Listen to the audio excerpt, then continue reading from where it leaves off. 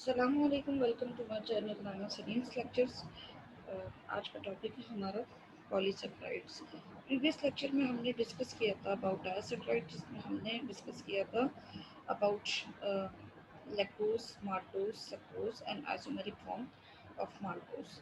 इसके अलावा लैक्टोलोज और सुक्रालोज को भी हमने डिस्कस किया था। आज हम पॉलीसेक्राइड्स की बात करेंगे। क्या होते हैं पॉलीसेक्राइड? पॉलीसेक्राइड्स होते क्या है? देखिए, ये जो है ना पॉलीसेक्राइड, कार्बोहाइड्रेट को आपको याद होगा कि हमने क्लासिफाई किया था into monosaccharide, dioligosaccharide and last we have polysaccharide। Complex form होती है कार्बोहाइड्रेट की। सिंपल फॉर्म शुरू की दो, जो मोस्ट सिंपल फॉर्म है that is monosaccharide, and then उससे ज़रा complex dioligosaccharide, and then most complex polysaccharide है। मोनोसेक्राइड डायसेक्राइड को हम शुगर्स भी कह देते हैं, but in case of polysaccharides हम इसे नॉन शुगर कार्बोहाइड्रेट कहते हैं। ये जो non sugar carbohydrate means polysaccharide है, ये किस चीज़ से मिलके बना हुआ है? सेम वही स्ट्रेटेजी के मोनोसेक्राइड यूनिट से मिलकर के बना होता है। कितने मोनोसेक्राइड्स होते हैं? मैनी होते हैं, मीन्स 10+ होंगे, 10 से कम नहीं होंगे, 10+ होते हैं। अब ये जो 10+ मोनोसेक्राइड है, ये आपस में कंबाइंड होते हैं वही ग्लाइकोसाइडिक बॉन्ड से, और कितने हो सकते हैं? Up to millions.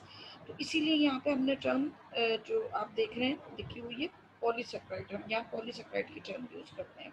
Poly means many. ये जो मॉलिक्यूल है, जो कॉम्प्लेक्स फॉर्म है कार्बोहाइड्रेट की, पॉलीसेक्राइड दो स्टेट में पाया जाता है, लीनियर और ब्रांच।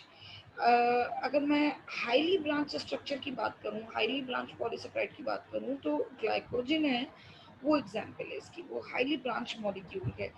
पॉलीसेक्राइड जो हैं वो इनसॉल्युबल इन वाटर्स होते हैं और नॉन शुगर इन्हें हम कहते हैं। इनको हम फर्दर हाइड्रोलाइज कर सकते हैं, मीन्स तोड़ सकते हैं, क्योंकि ये कॉम्प्लेक्स फॉर्म है। ये टूट करके पॉलीसेक्राइड से oligo then di then monosaccharide में कन्वर्ट हो जाते हैं। ग्लाइकोसाइडिक लिंकेज के थ्रू ये कंबाइंड होते हैं। These all are properties related to polysaccharides. अब क्या किया हमने? इन पॉलीसेक्राइड्स को दो कैटेगरी में फर्दर डिवाइड कर दिया। पहली क्लास जो है हमने उसे कह दिया कि वो होमोपॉलीसेक्राइड है, और दूसरी क्लास को हमने कह दिया वो हेट्रोपॉलीसेक्राइड है। दोनों में फ़र्क क्या होता है? देखिए, होमो मीन्स होता है सेम, मीन्स ये इस तरह के पॉलीसेक्राइड होंगे जो कि same type of monosaccharide unit से मिलकर के बने होंगे, और हेट्रोपॉलीसेक्राइड मीन्स डिफरेंट, मिक्सचर हो गया ना, कॉम्बिनेशन हो गया। तो अब डिफरेंट के लिए जो हम टर्म यूज करते हैं वो हेट्रो की करते हैं, और होमो के लिए हम सेम, होमो जो है वो सेम के लिए यूज करते हैं।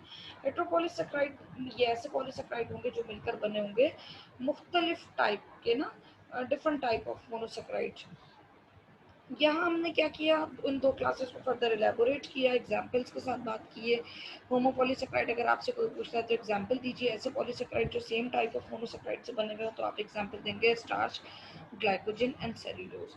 और इस तरह के पॉलीसेक्राइड जो कि डिफरेंट मोनोसेक्राइड और अदर मोनोसेक्राइड के अलावा अदर नॉन शुगर मॉइटी भी हो सकती है, जो आपके आकर के कंबाइंड हो जाएगी और एक कॉम्प्लेक्स मॉलिक्यूल बन जाएगा, जिससे हम हेट्रोपॉलीसेक्राइड कहते हैं। एग्जाम्पल इसकी ग्लाइकोसामाइनोग्लाइकेन्स है।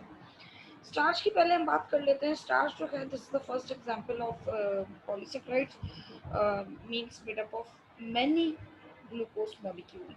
ये आपको मालूम होगा, store form of glucose in plant is called starch, whereas the store form of glucose in animal is called glycogen.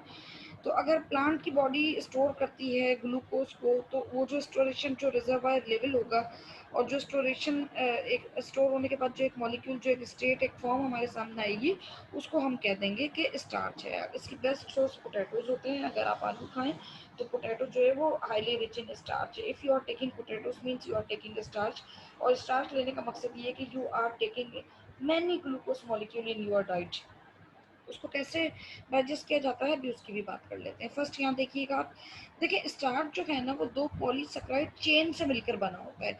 दो चेन्स होती हैं। अभी ये पहली टर्म आप पढ़ रहे हैं in case of carbohydrate, monosaccharide, dioligosaccharide में आपने ये वर्ड नहीं पढ़ा था। पॉलीसेक्राइड में आप पढ़ेंगे। क्यों? क्योंकि ये कॉम्प्लेक्स स्टेट है, जैसे मैंने अभी बताया कि कॉम्प्लेक्स फॉर्म होती है, दो चेन होती हैं, ठीक है, अलग अलग वो दो चेन हैं पॉलीसेक्राइड की, वो दोनों चेन्स कंबाइंड हो गई हैं। उन दोनों चेन्स के कंबाइंड होने से क्या बन गया? स्टार्च बन गया। थोड़ी देर पहले मैंने कहा स्टार्च ग्लूकोज की स्टोर फॉर्म है, ग्लूकोज से बनता है।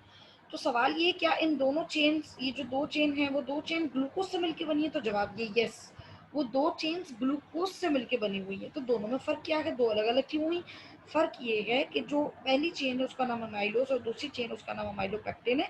जो अमाइलोज होती है वो ब्रांच फॉर्म में नहीं होती, वो लीनियर होती है, जैसे कि आपको यहाँ स्ट्रक्चर में दिखाई दे रहा है। ये अमाइलोज की डायग्राम आप देख सकते हैं, there is no branch in it. अब इन केस ऑफ अमाइलोपेक्टिन, यहाँ पे आपको दिखाई दे रहा है अमाइलोपेक्टिन का स्ट्रक्चर, इसमें आपको ब्रांचेस दिखाई दे रही हैं कि ये लीनियर सीक्वेंस है, और यहाँ से क्या हुआ कि एक ब्रांच डेवलप हुई, एंड देन फिर इस ब्रांच में से दूसरी ब्रांच, और आगे चल के इसमें से भी ब्रांच निकलेंगी, ठीक है। तो ये दोनों अमाइलोपेक्टिन एंड अमाइलोज दोनों चेन आपस में जब कंबाइंड हो जाती हैं तो बन जाता है स्टार्च। सवाल ये है कि ये जो चेन है, सपोज कर लीजिए ये एक ग्लूकोज मॉलिक्यूल है, ये दूसरा ग्लूकोज मॉलिक्यूल है, ये तीसरा ग्लूकोज मॉलिक्यूल है, ये जो चेन है जो अमाइलोज है और जो अमाइलोपेक्टिन है, ये आपस में कनेक्टेड कैसे है? तो जवाब ये है कि सेम वही स्ट्रेटेजी, ग्लाइकोसिडिक बॉन्ड है। और कौन सा बॉन्ड है? Alpha 1,4 glycosidic bond. First glucose molecule के फर्स्ट कार्बन ने और सेकंड ग्लूकोज मॉलिक्यूल के फोर्थ कार्बन ने बॉन्ड बनाया हुआ है, ग्लाइकोसिडिक बॉन्ड। उसके रिजल्ट में यहाँ पे आपको स्टार्च दिखाई दे रहा है। ये तो हमने स्टार्च की फॉर्मेशन की बात की, इसके डाइजेशन और ब्रेकडाउन की बात अब हम कर लेते हैं। देखें, स्टार्च जो डाइजेस्ट होता है या इसका जो ब्रेकडाउन होता है, उसके लिए नॉर्मली आप एसिड भी यूज़ कर सकते हैं, ठीक है। हाइड्रोलाइज करने के लिए आप एसिड भी यूज़ कर सकते हैं, और अगर आप एंजाइमेटिकली इसकी हाइड्रोलिसिस करवा रहे हैं तो फिर इसके लिए आप इस्तेमाल करेंगे amylase. Amylase is responsible to break to digest starch. How? Suppose कर लीजिए आपने फ्रेंच फ्राइज ले लिए, ठीक है, पोटैटो से बने हुए होते हैं वो। तो ये जो पोटैटो आपने लिया है, फ्रेंच फ्राइज जो आपने लिए हैं, दे कंटेन स्टार्च। इनके पास क्या है? स्टार्च है। अब जैसे ही आपने उसको मुंह में डाला तो अब होगा क्या, आपके माउथ में स्लाइवरी ग्लैंड है जो कि रिस्पॉन्सिबल है स्लाइवा सिक्रीट करने के लिए, ना प्रोड्यूस करते हैं, देन उसको सिक्रीट करते हैं। ना सिर्फ स्लाइवा बल्कि कुछ एंजाइम्स भी सिक्रीट किए जाते हैं, जिनमें से एक अमाइलेज एंजाइम भी है।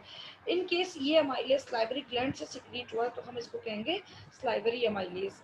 तो यही अमाइलेज हमारे पेंक्रियास से भी सिक्रीट होता है, तो हम उसको कहते हैं पेंक्रियाटिक अमाइलेज, ठीक है जी। हमारे जो माउथ में जो उसकी माउथ की जो पीएच होती है वो न्यूट्रल पीएच होती है, 7 पीएच होती है। तो यानी यहाँ पे जो स्लाइवरी अमाइलेज वर्कआउट करेगा वो इस न्यूट्रल पीएच पे काम करने का वो आदि है, वो उसी पीएच पे काम करेगा।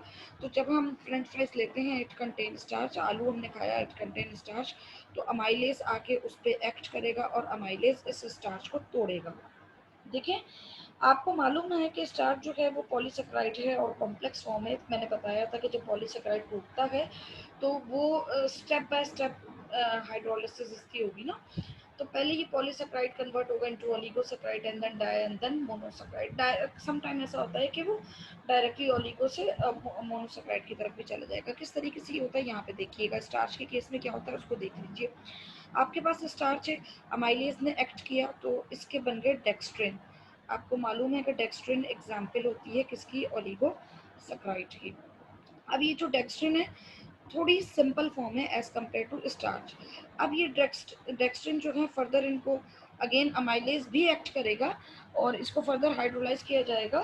तो अब क्या होगा, ये जो डेक्स्ट्रिन है ये डेक्स्ट्रिन कन्वर्ट होंगे इनटू माल्टोज, ठीक है। हमारे माउथ में अब बन गए हैं, मुंह में हमारे जैसे हम च्यूइंग करते हैं तो माल्टोज मॉलिक्यूल बन गया। और आपको मालूम है कि माल्टोज एग्जाम्पल है डायासेक्राइड की। तो वहाँ स्टार्च था पॉलीसेक्राइड, और व्हाट वी गेट, हमें क्या मिला? अब यहाँ पे हमें क्या मिलता है? हमें माल्टोज मॉलिक्यूल मिल चुका है। दिस इज डायासेक्राइड, पॉलीसेक्राइड से डायासेक्राइड बन गया। अब क्या होगा, हम इसको स्लो कर लेंगे, निगल लेंगे। स्टमक में कार्बोहाइड्रेट की डाइजेशन होती नहीं है। सवाल आपसे कोई कर ले क्यों नहीं होती, तो जवाब ये है कि एंजाइम ही नहीं है वहाँ पे कार्बोहाइड्रेट को डाइजेस्ट करने के लिए, क्योंकि वो एंजाइम जो इसके डाइजेशन में रोल प्ले करते हैं वो एसिडिक पीएच पे काम ही नहीं करेंगे, और स्टमक की पीएच जो होती है वो एसिडिक होती है। स्टार्च की जो कार्बोहाइड्रेट की जो डाइजेशन है वो हमारे माउथ में स्टार्ट हो गई, एंड देन फर्दर जो थोड़ी बहुत रह गई ये इनकम्प्लीट है, अभी कंप्लीट नहीं हुई, तो वो जाके कहाँ पे होगी? हमारी इंटेस्टाइन में हो जाएगी।